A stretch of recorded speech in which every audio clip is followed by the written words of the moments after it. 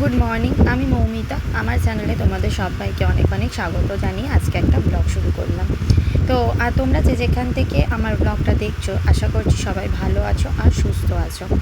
আমিও ভগবানের কৃপায় ভালো আছি। তো ব্লগটা যখন আমি শুরু করেছি তখন হচ্ছে বিকালের দিক, প্রায় 4টে বাজে। এখন থেকেই ব্লগটা শুরু করলাম তোমাদেরকে সাথে নিয়ে। ব্লগটা আমার প্রথম থেকে শেষ পর্যন্ত দেখার অনুরোধ রইল। ভালো লাগলে লাইক, কমেন্ট, শেয়ার করো। তো দেখছো আমি ব্যাগপত্র গোছাচ্ছি, ব্যাগপত্র গুছিয়ে যাব বাপের বাড়ি। তো চলো, এদিকে ব্যাগপত্র গুছিয়ে রেডি হয়ে বেরিয়ে পড়েছি আমি বাপের বাড়ি যাব বলে। তো যেহেতু জামাই ষষ্ঠী, আমি জামাই ষষ্ঠীর আগের দিনেই বাপের বাড়ি চলে যাচ্ছি, কেন কি পরের দিন যেতে গেলে অনেকটা লেট হয়ে যাবে। তো সেই কারণে জামাই ষষ্ঠীর আগের দিনেই যাচ্ছি। তো আমার বাপের বাড়ি যেতে গেলে আমাকে কতগুলো ট্রান্সপোর্ট চেঞ্জ করে যেতে হয়, সেটাই তোমাদের সাথে শেয়ার করছি। প্রথমত আমি বাড়ি থেকে বেরিয়ে টোটোয় উঠে পড়েছি। টোটোয় করে একটা ডেস্টিনেশনে যাব, সেখান থেকে আবার দেখতে পাবে কোথায় যাব। তো টোটো এখান থেকে মোটামুটি টোটোয় করে বেরিয়ে পড়েছি। আর বেশ গরম ছিল, আমি আর মেয়ে দুজনে বেরিয়েছি। বর ষষ্ঠীর দিনকেই যাবে। আর রাস্তায় দেখতে পাচ্ছ প্রচুর দোকান বসেছে আর বিভিন্ন রকমের জিনিস বিক্রি হচ্ছে। যেহেতু পরের দিন ষষ্ঠী আছে, তো সবাই মোটামুটি ষষ্ঠীর বাজার দোকান করছে। সেটা মানে মেয়েরাই হোক আর মানে বয়স্ক লোকের, মানে প্রত্যেকেই সেই দিন ষষ্ঠীর দিনকে বাজার দোকান করে। আর এদিকে আমি টোটো করে চলে এসেছি বাস স্ট্যান্ডে। এবার বাসে উঠতে হবে। তো যাই হোক, বাসের জন্য আমি ওয়েট করছি। যাওয়া যায়, হাঁটতে হবে তো। যদি একটুখানি ওয়েট করে যদি পাওয়া যায় এর বাসটা, তো ওইটা উঠলেই তো হয়ে যাবে।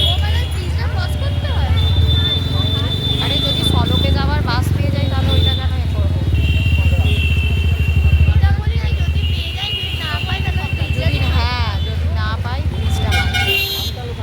তো এদিকে বাসের জন্য ওয়েট করে তারপর এক লাস্ট বাসটা পেয়েছি। যেই বাসের জন্য ওয়েট করেছিলাম সেই বাসটাই পেয়েছি, যাতে আমাকে হাঁটতে না হয় সেই জন্য।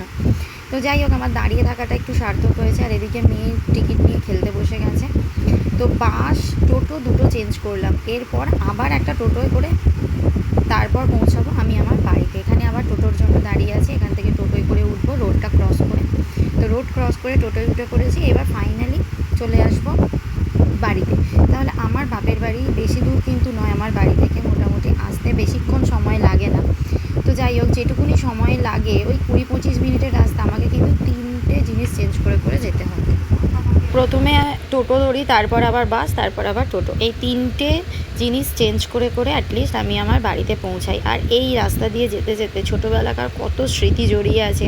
মাঝে মধ্যে সত্যি খুব মনে পড়ে এই রাস্তার মধ্যে দিয়ে কত রকমের স্মৃতি। এই রাস্তা দিয়ে ছোটোবেলায় পড়তে যাওয়া, স্কুল যাওয়া, মানে এই সমস্ত কিছু, ঘুরে বেড়ানো, প্রত্যেকটা জিনিস এই রাস্তা দিয়ে যখন যাচ্ছিলাম খুব মাঝে মাঝে মনে পড়ে।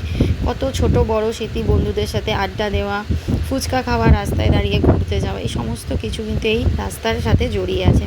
যাই হোক, এখন রাস্তার অবস্থা ভীষণ খারাপ। আমি তোমাদের একটা জিনিস দেখাই, দেখলে বুঝতে পারবে যে রাস্তার কি অবস্থা হয়েছে।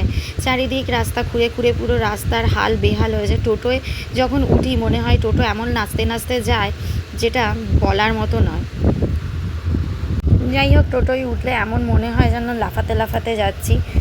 রাস্তার অবস্থা ভীষণভাবে খারাপ হয়ে গেছে। চারিদিকে পুরো মানে খুঁড়ে খুঁড়ে রাস্তার অবস্থা খারাপ। যেহেতু মানে জলের লাইন ঢুকেছে, সেই জন্য রাস্তাগুলো অত্যন্ত খারাপ হয়ে গেছে। টোটোয় উঠলে এমন লাফাতে লাফাতে যায়, মনে হয় যেন টোটো থেকে নেমে হেঁটে হেঁটে যায়।